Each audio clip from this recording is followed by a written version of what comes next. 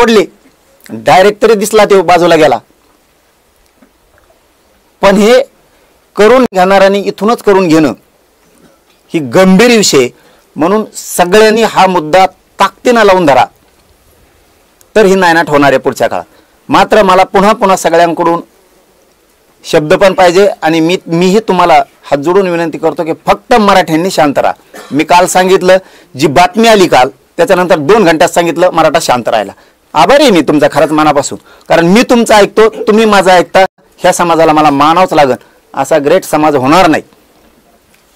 कुठलाही किती करोडात एकत्र आले तरी शांत राहा म्हणले शांत राहिले. कालही सांगितलं शांत राहा. माणसं माझे मराठा समाजाचे सगळे शांत राहिले. इथून पुढेही आजची प्रेस ऐकल्याच्या नंतर सुद्धा तुम्ही सगळ्यांनी शांत राहा. मी खूप सतर्क आहे, सावध आहे. सावध नसतो तर यांचा बाप मी ठरलो नसतो. त्याच्यामुळे तुम्ही कसलं टेन्शन घेऊ नका. यांचे पाठ पुरवायला मी खंबीर आहे. तुम्हाला सुखाचा दिवस आणतो. तुम्ही एक ना एक दिवस हसणार आणि असं म्हणणार सुखाचे दिवस आले हो राज्याला, जिल्ह्याला, गावाला. उदाहरण म्हणून देतो, पुन्हा तिथं चालू मी. आपल्यात म्हणतात लयच घाण होती साडीसाठी गेली हो, गाव सुखाने जगा लागलं. तसं राज्य सुखानं जगल हे आणणार. आणि बोललं ते मी आतापर्यंत केलं. फक्त मला तुम्ही शांत पाहिजेत मराठा समाज ऐकल्याच्या नंतर सुद्धा. आता मी जी घटनाक्रम आहे ना तो सांगतो. जो घटनाक्रम घडलाय तो मी क्लिअर सांगतो तुम्हाला सगळ्यांना. पोलिसांनी त्यांना धरा, नका धरू, सोडून द्या उद्या, त्याच्याशी देणं घेणं नाही. कारण त्याचं कारण सांगतो मी का आम्ही एवढे बिनधास्त आहेत. 100 जण बीड जिल्ह्यातले, जालना जिल्ह्यातले प्रमुख लोक बसलेले होते. प्रमुख लोक सगळ्या पक्षाचे म्हणतो आम्ही. भेद नाही, फीद नाही, त्यो ह्या पक्षाचा आहे, त्यो ह्या पक्षाचा, असा अजिबात नाही. सगळे जण इथं बसलेले होते. त्यामुळं जनतेच्या कोर्टात, जनतेच्या प्रशासनात खरं काय हे सगळ्यांना माहिती. उद्या तुम्ही खोटं ठरवता आणि खरं ठरवता आणि तपासात काय असेल आम्हाला नाही माहीत. आम्हाला तर शंकाच नाही जालना जिल्ह्याच्या पोलीस अधीक्षक साहेबांबद्दल. परंतु पुढचं सांगतो, तुम्ही सोडून द्या, धरा, नका धरू, सत्य हकीकत आम्हाला कळालेली आम्ही मांडणार आहेत. मी नाव नाही घेणार त्यांचं, ह्या कोण आहेत त्यांचं, कारण ती कायदेशीर प्रक्रिया सुरू आहे. त्याला कायदेशीर काय बंधन आहेत. जोपर्यंत तिकडून ते नाव क्लिअर प्रशासनाकडून होत नाहीत तोपर्यंत मी घेणार नाही. फक्त धरले दोघं एवढाच मी शब्द वापरणार. त्या दोघांना काय केलं त्याच्याबद्दलच. बीडचा एक कार्यकर्ता आहे का पीए, तो ह्या 2 पैकी एका आरोपीकडे गेला आणि त्याला सांगितलं आपल्याला जायचं. इथून खरी ही सुरुवात झाली. यांची ह्या 2 आरोपी यांची आणि त्या बीडचा पीए का तो कार्यकर्ता मला माहित नाही, त्यांनी याला नेलेलं यांना. आणि ही खरा घटनाक्रम इथून सुरू झाला. त्यांनी हे सगळं माझं शोधत होते.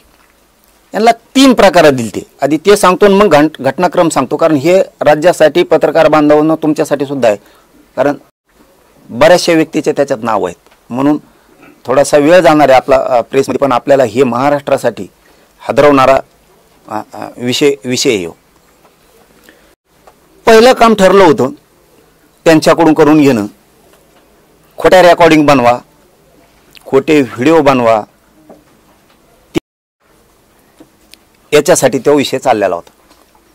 त्यांना ते कुठंच मिळाना, खऱ्या मिळानात आणि खोट्या मिळानात. ते तयारीच्या असतील तयारीत करण्याच्या. मग ते दुसऱ्या मुद्द्यावरती आले, खूनच करून टाकायचा. मग तिसऱ्या मुद्द्यावरती आले की आपण गोळ्या देऊन किंवा ते औषध देऊन मग घातपात करू, असं ठरलंय. काही असू द्या, मराठा समाजाला पुन्हा एकदा सांगतो, तुम्ही टेन्शनच घेऊ नका.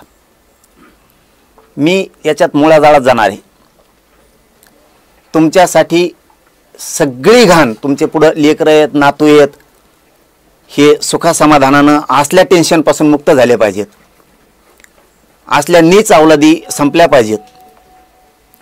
ते काम मी करतो, फक्त तुम्ही शांततेनं सगळ्यांना राहायचं. हे बघा, तो बीडचा कोण कांचन नावाचा माणूस आहे, तो धनंजय मुंडेचा कार्यकर्ता आहे किंवा PA. धनंजय मुंडे हे माझ्या विरोधात षडयंत्र रचण्याचं काम त्यांनी केलंय. मग जवळचं कोण धरायचं, तर मग हाय का कोणी शोधायला सुरुवात केली असेल किंवा यांची पहिलीच ओळख असेल. तर ह्या बीडचं पोरगा का कोणी तो PA का कार्यकर्ता, त्यांनी ह्या आरोपींना घेतलं. यांनी सांगितलं असं आमजवळ हाई किंवा आम्ही मारतो, काय त्यांना माहित, आता ते तपासात होईल म्हणून तर बोला ना मी जास्त. त्याला परळीला नेलं, त्या बीडच्यानं रेस्ट हाऊसला, आणि तिथं एक मोठी बैठक सुरू होती. ती बैठक धनंजय मुंडेंनी सोडली. हे आल्याला कळालं की याच्यापाशी 10-20 मिनिटाचा वेळ दिला. आधी तिथंच एक आरोपी नेलेला होता याच्यातला, आधी यांना आरोपीच म्हणून आपण यांना तिथं नेलेलं होतं. तिथं एक आधीच दुसरा होता, हेच दोन्हीतला. ते बाहेर आल्यावर ते म्हणला आता शोधावं लागेल काय आहे काय नाही. धनंजय मुंडे संग चर्चा करून बाहेर आल्याला ह्यो म्हणला आता शोधावं लागेल. तेवढ्यात तो म्हणला माझ्याजवळ हाय लय मोठं, मी लागन ते देतो. मग यांची तिथं इकडे आल्यावर 2 कोटीत का काय त्यांचं ते ठरलं, आणि 50 लाख एक्स्ट्रा, म्हणजे असं 2.5 कोटीत त्यांचं ठरलं. याच्या आधी त्यांनी 10 ते 6 करोड रुपये नाशिलेलेत असेच. तो आला आणि त्यांनी सांगितलं, मग यांचं सुरू झालंय हे घातपाताचं. मग नंतर तर ह्यो आरोपी, त्याच्यानंतर त्यांनी ती चळवळ सुरू केली. धनंजय मुंडे यांना प्रत्यक्ष तिथं भेटलेला आहे, आणि धनंजय मुंडेंनी हे करायचं सांगितलेलं या 2 आरोपीला माहिती. याचा सुद्धा सखोल तपास होणं गरजेचं आहे. मी असं पहिल्यांदा सांगताना सुरुवातीला सांगितलं, धरा सोडून द्या, तुम्ही काही करा. त्याच्यानंतर काहीच जुळाना म्हणून झालटा फाट्याला संभाजीनगरच्या 1 घंटा धनंजय मुंडे त्या आरोपींची वाट पाहत थांबला. हे धरलेले 2, त्याला अर्जंट मुंबईला जायचं होतं जणू. आता हे खरं असन खोटं असन तपास करा, आम्हाला मिळालेल्या माहितीवर आम्ही तुम्हाला बोलतोय. तिथं थांबला. मग त्यांनी सांगितलं मी तुला व्यवस्था करून देतो. ते काय सापडा तुम्हाला म्हणल्यावर काही खरं नाही, असं तसं काहीतरी झालं त्यांचं. म्हणजे मी गोळ्या ते तुम्हाला सगळं पोहोच करतो व्यवस्थित, कसं करायचं जा. मग त्यांची काय चर्चा झाली तिथं झाले, गेले ते. हे बघा, याच्यात पुन्हा यांची वारंवार धनंजय मुंडे संग भेट झाली. त्याचा कुठंतरी सह्याद्री रेस्ट हाऊसच्या समोर कोणतं तरी निकेतन आहे तिथं बिल्डिंग. ही गोष्ट आहे भाऊबीजेच्या दिवशी. हे आरोपी पुन्हा भाऊबीजेच्या तिथं जाऊन ह्यो कट त्यांनी पुन्हा त्याच्या हातानं शिजविला तिथंच. याच्यात खूप जण आहेत. याच्यात ह्या अंतरवालीच्या परिसरातला आणखीन एक बडे नावाचा कोणीतरी, त्यांनी पण 4 जण लोक नेलते. आता ते तपासात घेतील काय काय ते. आम्हाला मिळालेली माहिती फक्त आम्ही सांगायला लागलो. आणखीन 4 आहेत त्याच्यात. म्हणजे एकूण हे 10-11 जणांचा स्टाफ आहे. तिकडचे काही, बीडचे काही, गेवरा तालुक्यातले काही, हे त्यातले तर धरलेत 2. आता हे नवीन तपासात ते पुढे येणारच आहे. त्याच्यानंतर सुद्धा त्याच्यात असा उल्लेख केला त्यातल्या त्या आरोपींनी, असं काहीच व्हाय ना, तुम्ही मला गाडी घेऊन द्या. आरोपी म्हणले आम्ही गाडी तो. मग हे म्हणला नवी देण्यापेक्षा गाडी, धनंजय मुंडे म्हणला नवी गाडी राज्याच्या पासिंगची, बाहेर राज्याच्या पासिंगची आहे, त्या मी देतो, नवी असो किंवा जुनी असो, आणि तुमचं चालू द्या किंवा ते त्यांच्या बरोबर आहे, तुम्ही हे तपासात उघडं पाडा. याच्यात हे करणाऱ्यापेक्षा याच्यातला मूळ धनंजय मुंडे ही असली वृत्ती राज्याला गावाला शोभणारी नाही. कारण आशानं राजकारण होत नसतं आणि माणूस उंचीवर जात नसतो. माणसं पडल्यावर रिस लागते एकमेकाला पाडायची.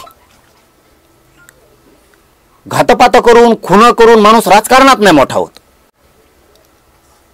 गोपीनाथ मुंडे साहेबांनी असं राजकारण नाही केलं, कारण तसं ते त्यांना बापाने गोपीनाथ मुंडे साहेबांबद्दल सुद्धा त्यांनी अनेक सामाजिक लोकांचा उठाव केला आणि त्याच्यातून सामाजिक लोकांचं कल्याण केलं. हे काम केलं. हे नीच लोक मारतय किंवा डाव करतय असं संपवतंय.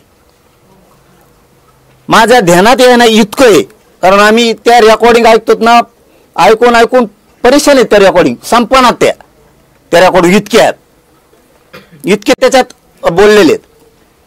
अहो इतके भयंकर डाव आहेत बीड जिल्ह्यातल्या बऱ्याच मराठ्यांच्या नेत्याचं. तर कोण कोणाचा याचा मेळच लागणार त्यांनी ते सांगितल्यापासून आम्हाला सांगितल्यापासून. याच्यात त्या पंकजाताई मुंडेंचा सुद्धा त्या पोराला लय माहिती हो. 2 आरोप आहेत ना, त्या पोराला लय माहिती. मी सांगतो हे सगळ्यांनी श्रेयस घ्या. पंकजाताई बद्दलचा काय विषय त्या पोराला सगळं माहिती. बावनकुळे साहेबाच्या भाच्याबद्दल काय, आता हे खूप सिरियस आहे विषय. त्याच्यात आणखीन त्यातल्या एका आरोपीला एक गोष्ट माहिती आणखी